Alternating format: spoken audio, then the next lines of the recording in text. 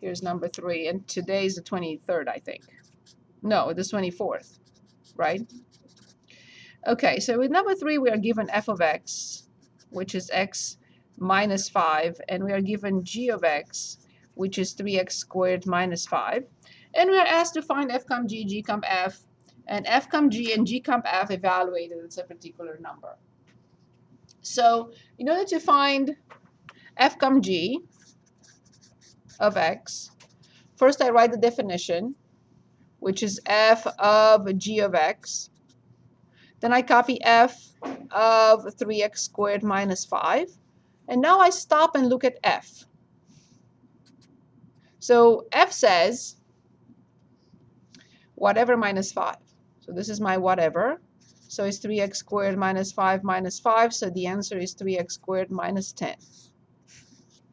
Is this clear?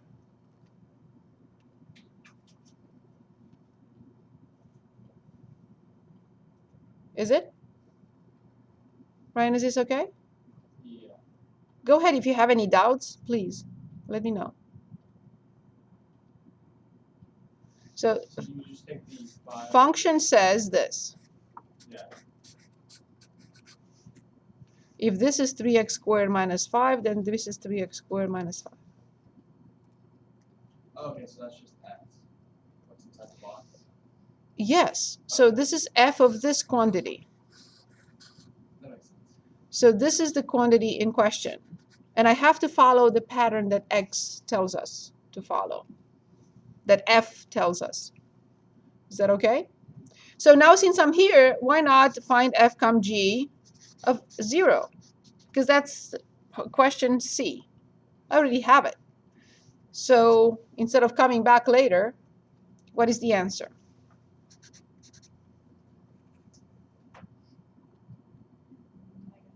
That's it.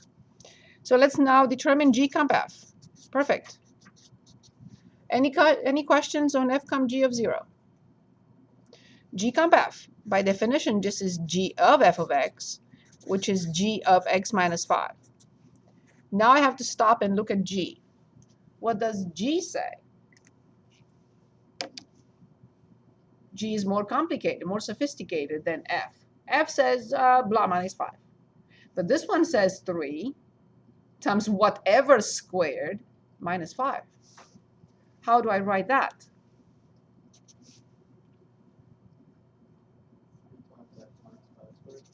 Three times x minus 5, everything squared, perfect, and then that's it. I followed the pattern that G was indicating. G was indicating 3 times whatever squared minus 5. So now I have to square x minus 5. And I know from day 1 of this course how to square x minus 5. And how many terms do I have to write? Yes. See how important that was? Just the first handout. Was there a day, did any meeting pass without having to talk about this? I don't think so. Yeah. That's why it's so important to not have to drag our feet and foil it anymore. So how much is x minus 5 squared? X squared minus 10x. Very good. And then minus 5. Only now I can distribute 3. So this is 3x squared minus 30x plus 75 minus 5. 3 times 25 is 75. Minus 5 is 70. Since I'm here, I'm going to find g comma f of 0 because that's the next question. And the answer would be? 7. Perfect. And this was number 3.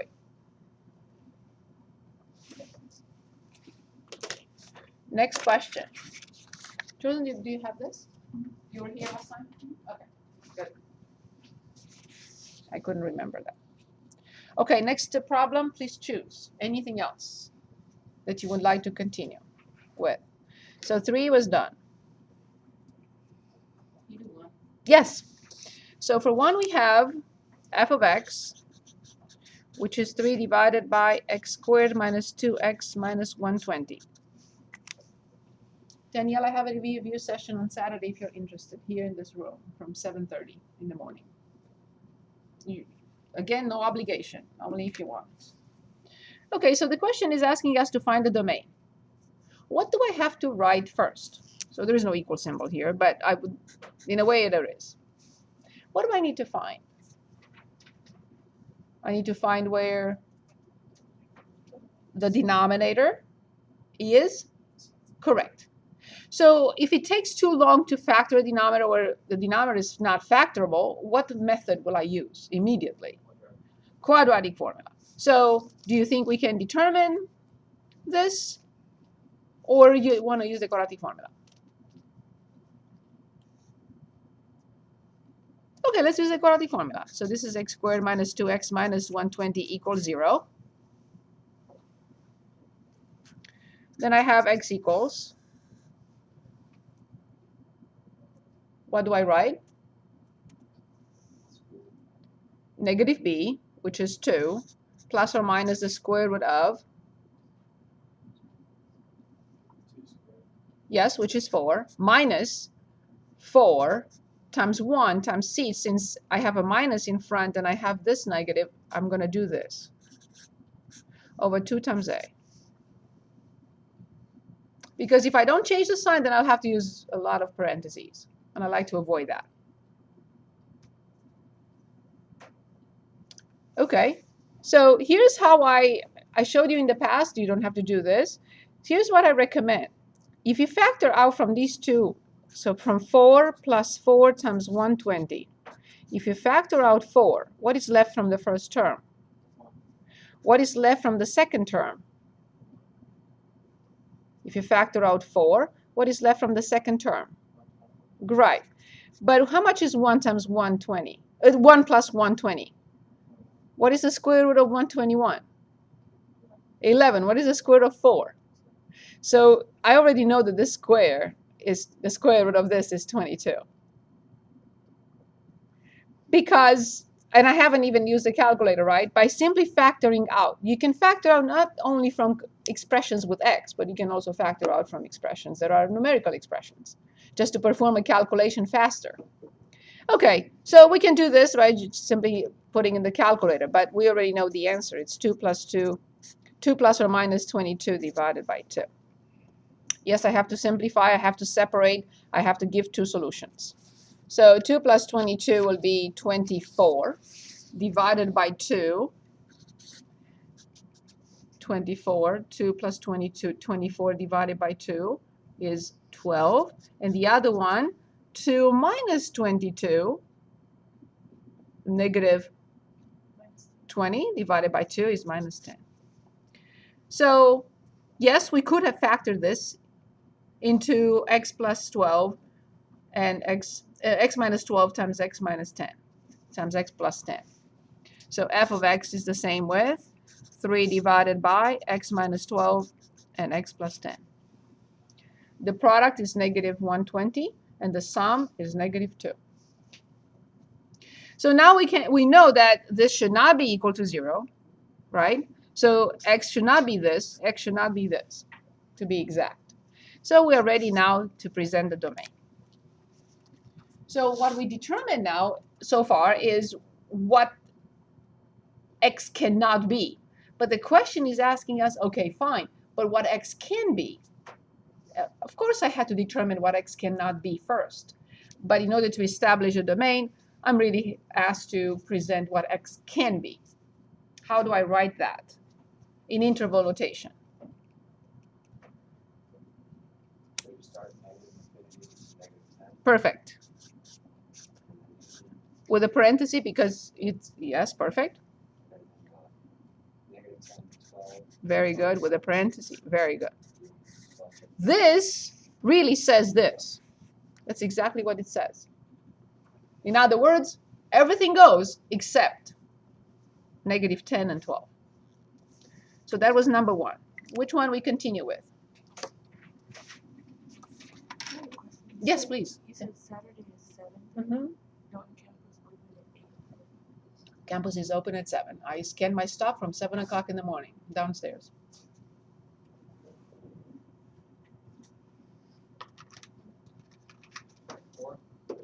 Number 4. Very good. Express the given function as just a composition of two functions. Oh, that's nice. So we have h of x, the 6th root of x to the 7th minus 4. They want an inner and an outer order.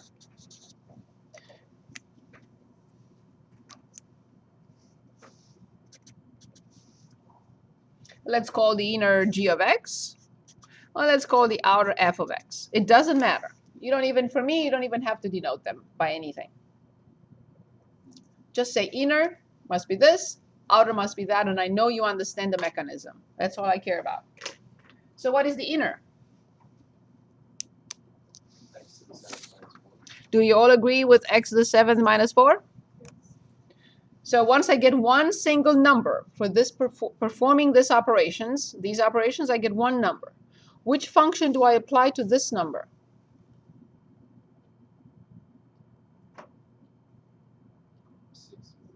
The 6th root of x.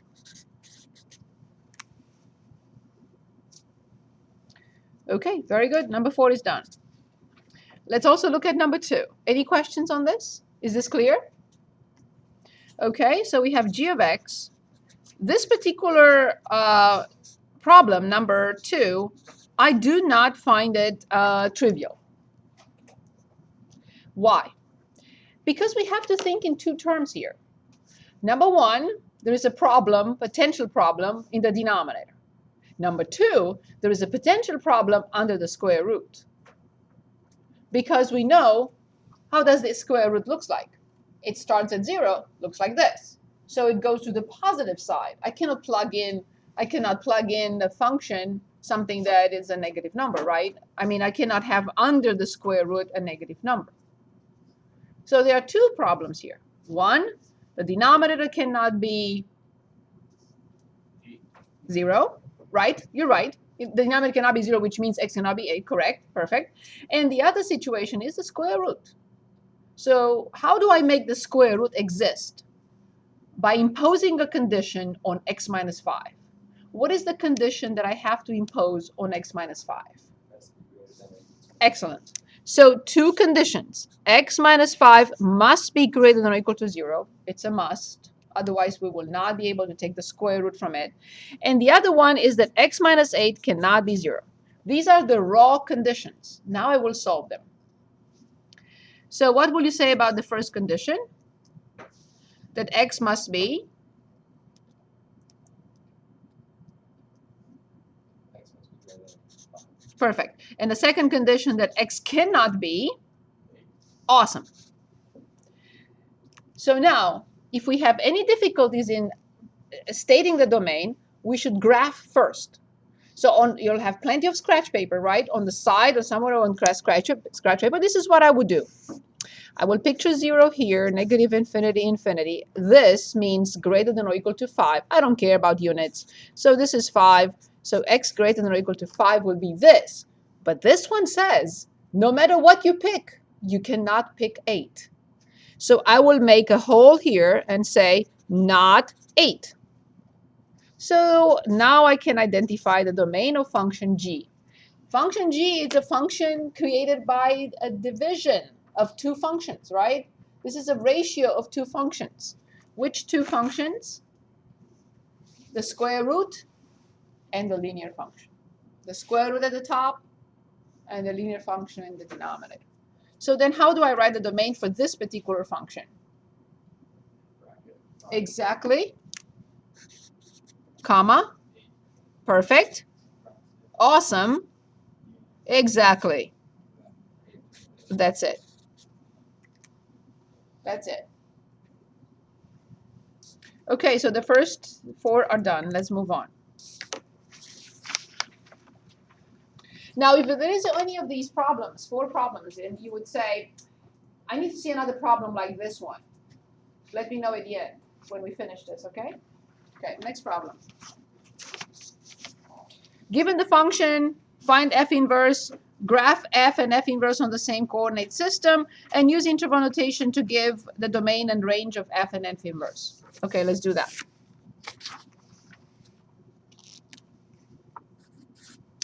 So here's f of x, 7x minus 1. I need to find the inverse. What is my first step? By the way, is this function 1-to-1?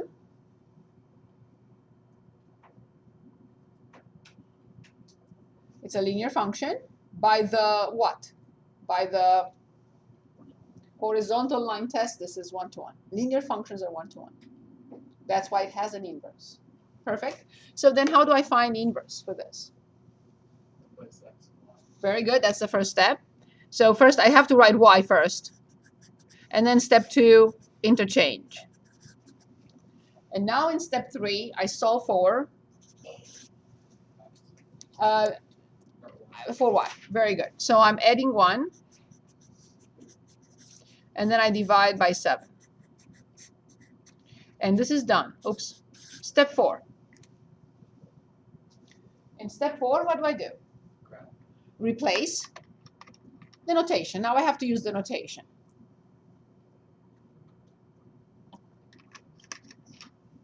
Replace y by the notation f inverse, because that's what we are asked to find. So this is f inverse of this function.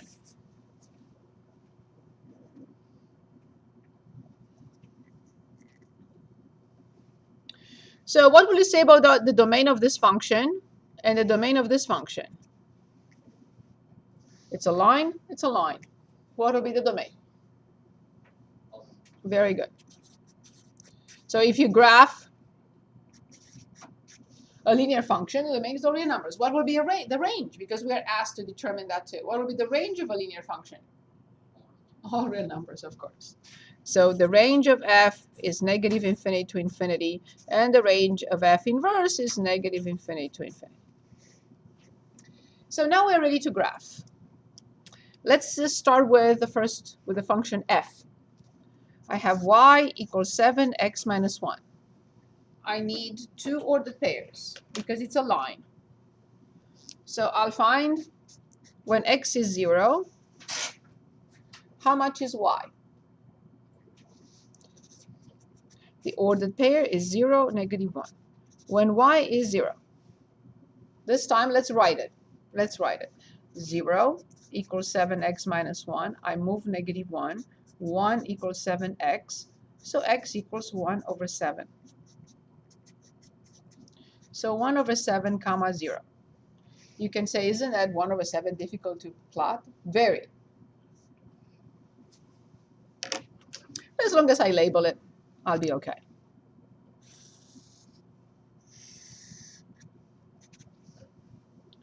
So here's the first point, 0 comma negative 1. And 170, I'm going to say is this. I draw the line that is f of x. So this is f of x equals 7x minus 1. I know that the graphs of f and f inverse will always be symmetric with respect to the line. Very good.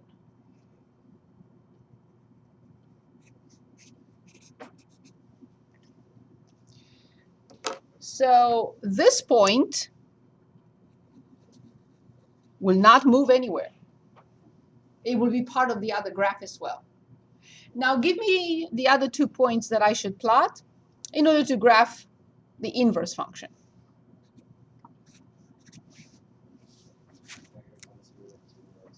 Exactly, we reverse the order. So 0, 1, 7, and negative 1, 0.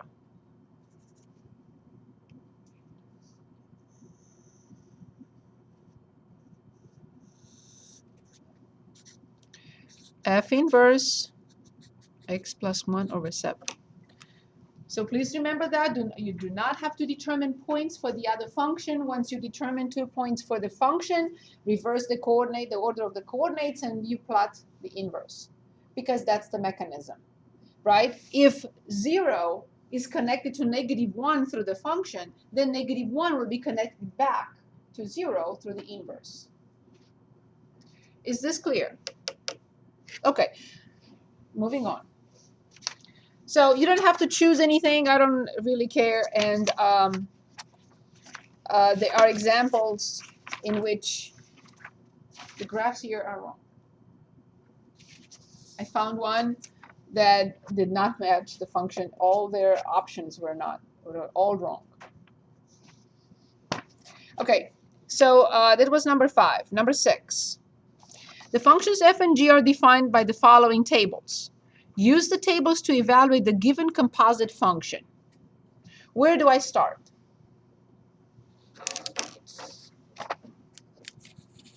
Any questions on the previous problem? You remember doing this in class? Okay, very good. So where do we start with f inverse of g of 8? Where is the starting point? Exactly. So let's take a look. We have two tables, and I want to find g of 8. Can anyone find g of 8 for us? Awesome. So then don't cross it out. I'm just making a point to show you where I started. So this is f inverse of -6. Let's draw a little picture right now. So please look at this for a second. I know there is an x value that if I apply f to, I get -6. But what I want is to apply f inverse to -6 and get this back. So this is the setup right now. The function is applied to whatever, and the answer is -6. Here, what I want is I want to apply f inverse to -6. F inverse to -6 has to give us this value back. So, what will you say? Do we have to determine f inverse? Nope, we don't have. Very good question. Awesome question. We cannot determine f inverse because we're not given the function. We're only given some tables. We don't have f. Would be -1. So let's take a look. So can I find the number that I apply f to get -6? 7. If f applied to 7 is -6, how much will be f inverse of -6?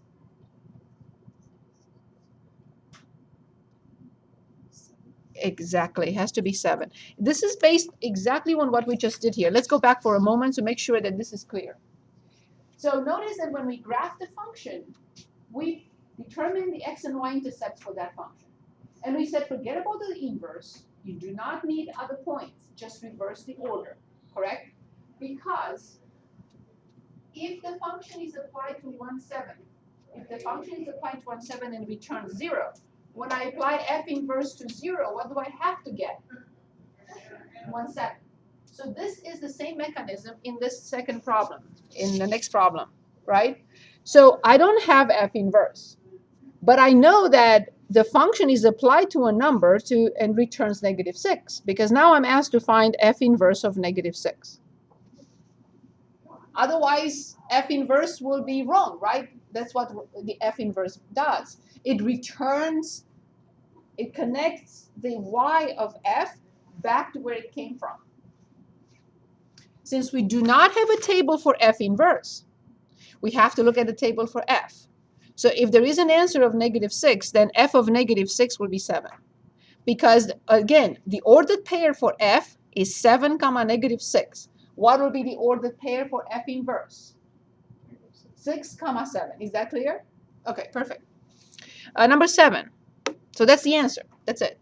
Find the distance between the pair of points. Okay, let's do that. So we have -4, -4, and we have 5, -3. Express the answer in simplified radical form. The distance is the distance this. Okay, fine. We have to remember the formula. So the distance formula is x2 minus x1 everything squared plus y2 minus y1 everything squared.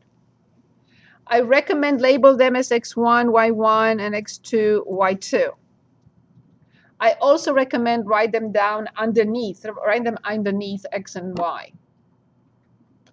If you like this method, use it. If you don't, use your own. I'm fine. So I write 5 and -4. Then I write -3 and I write -4. So now I perform the operations. 5 minus -4. How much is that? 9. So I have the square root, but 9 squared is? Please remember, everything under the square root has to be positive for the distance. Do not make any error, because these two are squared and there is a sum. Remember I said some time ago, I hope I'm not going to see something like this for the distance, correct? It's not possible, right? A positive number plus another positive number, I can never have something like this. Okay, perfect. So then plus -3, but minus -4. 1 squared. That's it. So the distance is a square root of 82. They want us to simplify this in a radical form. Okay, so I'm going to look at 82 and say, 82 is an even number. I'm going to start with 2. And then I have 41. There's nothing I can do. This is it. 41 is a prime number. So this is, and if they want to approximate, I'll put it in the graphing calculator and approximate. So put 82 and take the square root. I'm finding my smart view here. So take the square root of 82 because it says approximately 2 decimal places. So the square root of 82 rounded to 2 decimal places, I would say 9.06.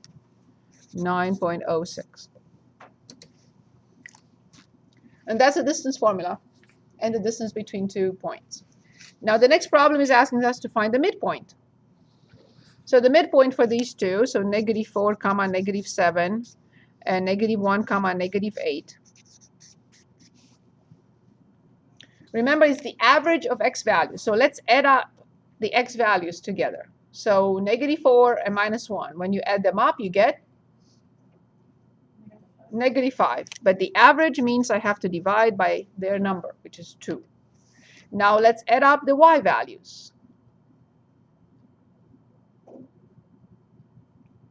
-7 minus 8 is -15 divided by 2. And these are the coordinates of the midpoint. And that was number 8. That's it. Number 9. We are given the center and the radius, and we're asked to write the standard form of the equation of the circle.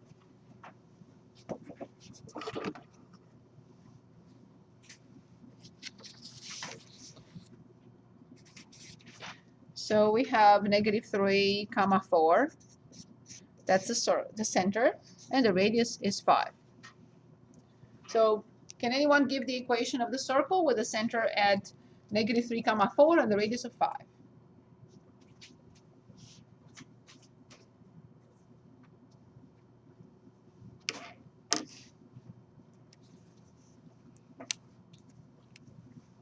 If you remember the equation of the definition of the formula for the distance, then you will never forget this one because they are the same, right? But the notation is different. So x minus h, everything squared, plus y minus k, everything squared equals r squared. But this is the same thing. Distance, or square both sides, and you see? Just the notation is different. If you remember, that's how we determine the equation of a circle, from the distance. Okay, so can anyone plug them in and tell us what it is?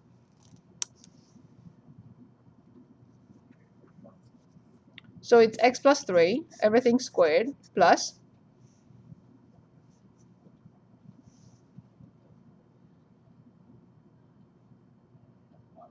very good, awesome, equals 25. And what if I'm asked to graph this? No problem. If I'm asked to graph the circle, here's how I do it. I plot the center at negative 3, 4. Negative 3, 4 is right here. And I create 4 points that are 5 units away from the center. So I will create this point. So this is 3, 4, 5 right here. And this was 4, so one more. 1, 2, 3, 4, 5. And 1, 2, 3, 4, 5.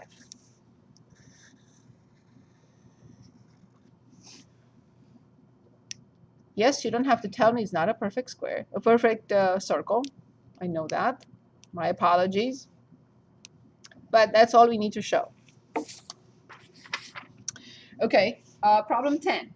A ball is thrown upward and outward from a height of 5 feet.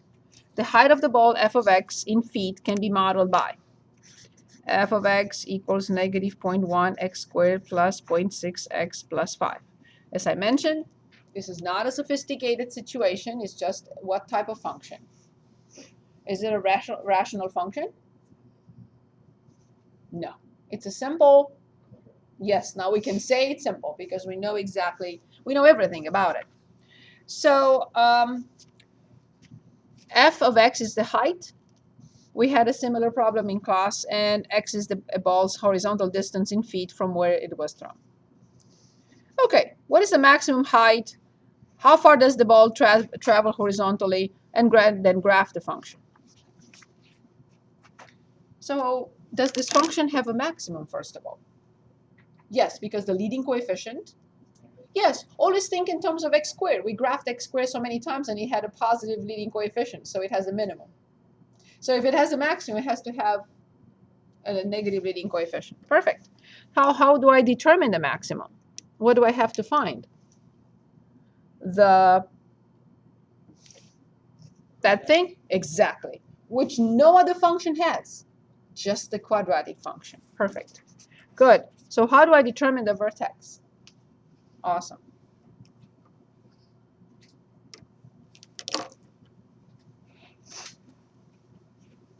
How do we determine the vertex? If it's in a completed square form, it's nice. I can identify it right away. But this is not a completed square situation.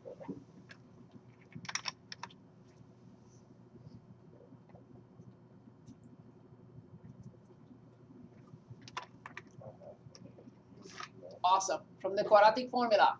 Very good. Thank you, Marcus. Negative b over 2a. Negative. Can anyone dictate b? And be always on the lookout. The quadratic or anything you work with has to be in what order? Yes, so you can correctly identify a, b, and c. Very good. Can anyone identify b for us? Perfect. And 2 times a. So it's 2 multiplied by negative 0.1 is negative 0.2. So basically 6 over 2 if you multiply top and bottom by 10. So the answer is 3 feet. So I throw the ball up in the air. It reaches a maximum, but it reaches that maximum 3 feet away from me. That's all it means. Good. We have not determined the maximum height yet. How do I determine the maximum height?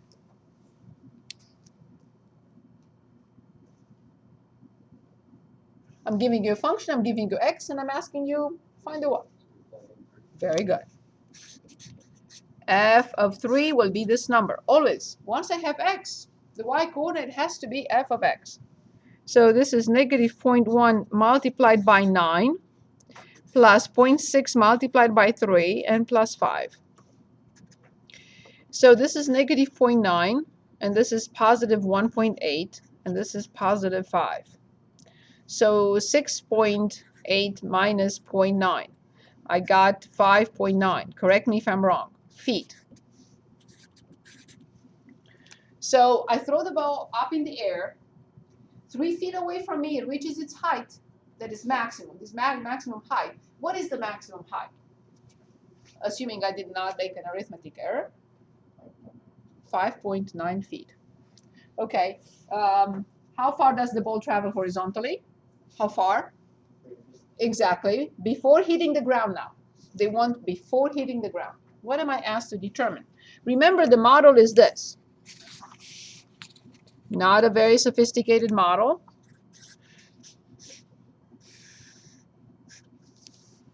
So we know that this is 3 feet. We know that this is how much? Awesome. But now we want this.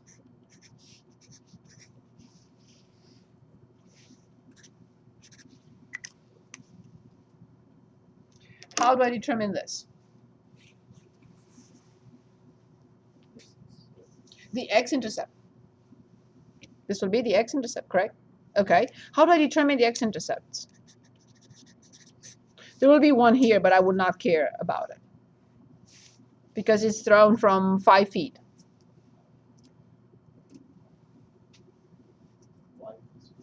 Very good. Y equals 0. Negative 0.1 x squared plus 0.6 x plus 5 equals 0. So we have to solve this quadratic equation, and how do you anticipate doing that?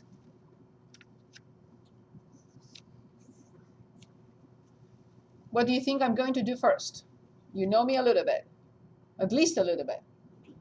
Of course, I refuse to deal with that. That's me. Yes, x squared minus 0.1 x squared minus 0.6 x minus 5 equals 0. I have no way but other than quadratic formula. Negative b, what do I write? Awesome. Plus or minus the square root of 0.6 squared minus 4 times 0.1, but because this is negative, I'm going to do this to make my life easier. And 2 times a is 0.2. So I don't have to put in too many parentheses in there. Ready?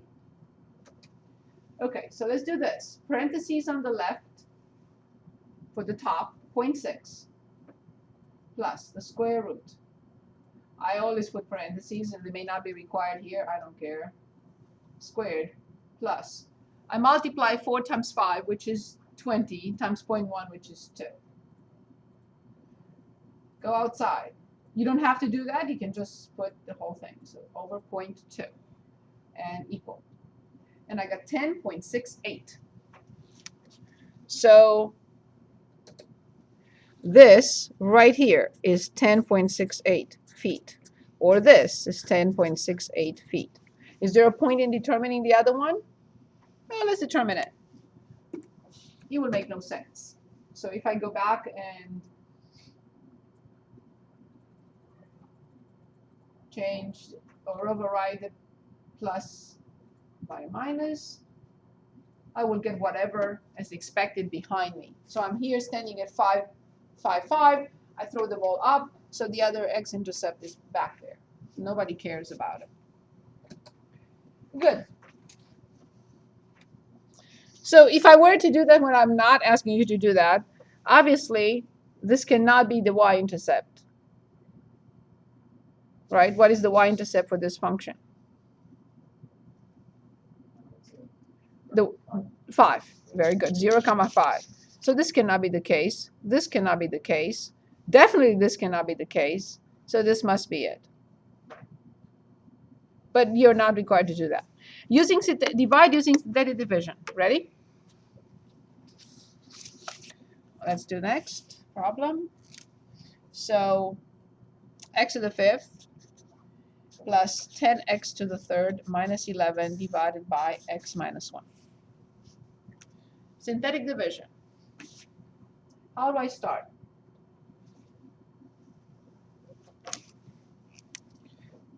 Exactly. What goes in the box? Perfect. Awesome. Thank you, Ryan. Okay, now I have to be very careful. Is the top in descending order? What is its degree? So I have to have 6 coefficients, no matter what. If they are missing, 0. Okay, the first coefficient.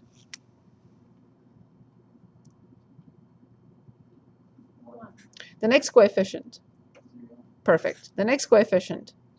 The next coefficient. Perfect. Perfect. Exactly. 1, 2, 3, 4, 5, 6. Always one more than the degree, because the last one is degree 0. Okay, the algorithm says bring down the first coefficient. That's mandatory. That's the first step. Now, 1 times 1. 0 plus 1. 1 times 1. 10 plus 1. 1 times 11. 0 plus 11. 1 times 11. 0 plus 11. 1 times 11.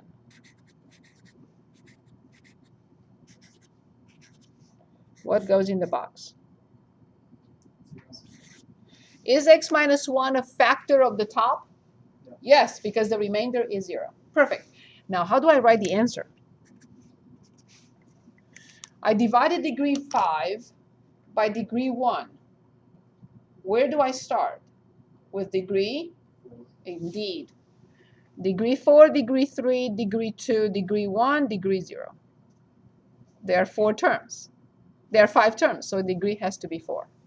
So this is the coefficient of x to the 4th. The next one is the coefficient of x to the 3rd. The next one is the coefficient of x squared. The next one is the coefficient of x, and obviously the last one is the free term.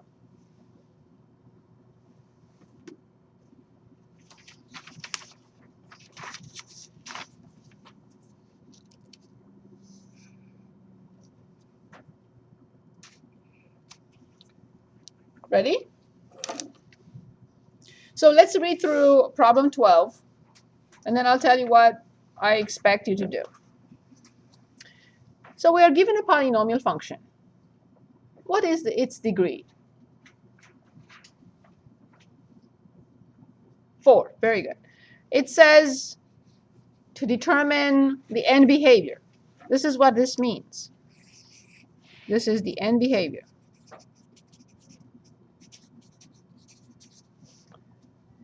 That's what they say when it says rises or falls. It's just the end behavior. Okay, then the x-intercepts. Then the y. No, the which zeros? Okay, so then it's asking us for multiplicities. Then for the other one. Then the y-intercept. Then determine the symmetry. Then determine the graph. You don't have to do any of this. If you remember, if you use the table, just put everything in the table to summarize the information. So let's just take the function aside.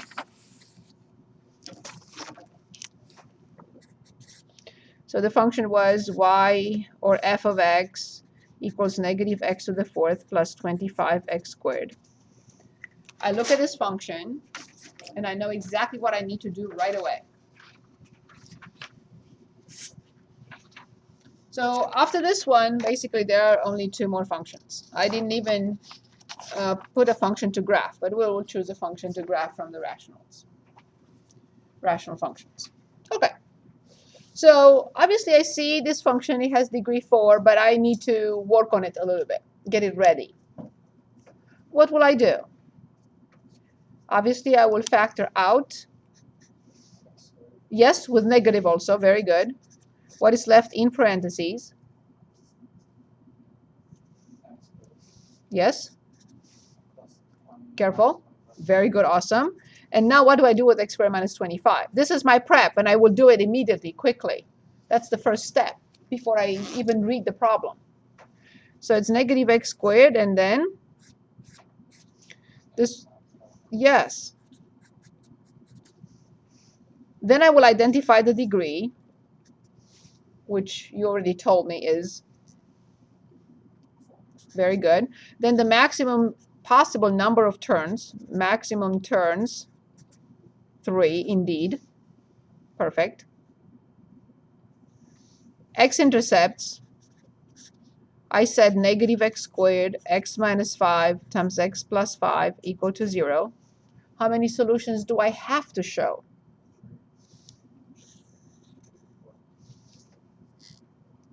right? Degree 4, we have to show 4. Okay, so what are those 4 solutions? -5 is 0. Very good. What is the multiplicity of 0? What is the multiplicity of -5, and what is the multiplicity of 5? What will the function do at 0? Very good, awesome. What will the function do at -5? That's all I care about. Let's also identify the symmetry, and then we create the table, and it's done. So I want to find f of -x. Do you think that x to the 4th or x squared, if I replace x by -x, will anything change here? No. So f of -x is the same with? Indeed. What does that mean? That the function will be or is even, symmetric with respect to? That will be over the origin is odd. This is even. And this is odd. So the function is even. Perfect. Let's get the chart going and then graph the function. What will be the domain? Very friendly functions. Of course, very good. Then I put -5, 0, and 5, 0, 0, 0. I will make myself a note, cross, cross, and turn. Make sure that it's an even function.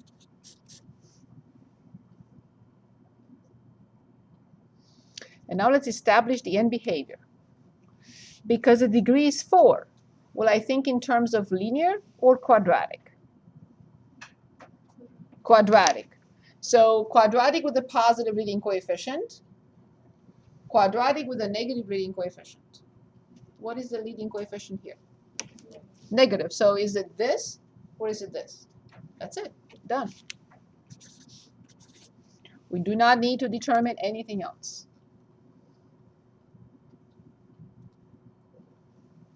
So now let's graph. Does this function have asymptotes? No. First of all, it's defined everywhere. Cannot have vertical asymptotes, right? It cannot have horizontal asymptotes. It goes all over the place. Good. Okay, so I plot -5, 0. I plot 0, 0. I plot 5, 0. And then I look at and make sure that what I graph on this side, it has a copy on this side. So from -∞, it's crossing at -5, 0. It has to have a turn because it comes back and turns here. That's it. A turn comes back and turns at this point, and it has to, I'm going to try and graph it as symmetric as possible. I know it's not perfect. So the function is f of x equals -x to the 4th plus 25x squared. I can determine that maximum with the graphing calculator between 0 and 5. And there will be the same one on the other side. So -x to the 4th plus 25x squared. So I go to zoom 6. Let's see, it crosses. It's way up there. Okay, so I have to go up. I don't really care for the negative part, so I'm going to say for below the x-axis. So the x is fine, although -5, 5 would be good enough. Okay. Actually, it was -5, so let me go to 7. Because I don't want it at the very end of the viewing window. Okay. Y minimum, I really don't care for more than -4, but Y maximum, I have no idea. I'm going to put 50 with a scale of 5, or with a scale of 10. Let's see what happens now. Still not good enough. So this time I'm going to put 500.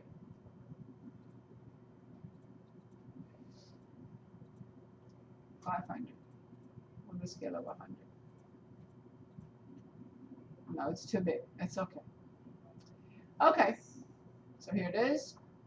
Symmetric as expected. I want to determine this maximum between 0 and 5. So second in calc, please. Second in calc. Second in calc, please. Maximum 4. Between 0 and 5. Just give me the maximum. And that is at 3.5, 156.25. So 3.5, 156.25. Can anyone give us the other maximum? So this one is this. It's an absolute and local. But can anyone give us this? Of course. Because we know that the function is even. We didn't have to calculate that or determine that with the graphing calculator. Any questions?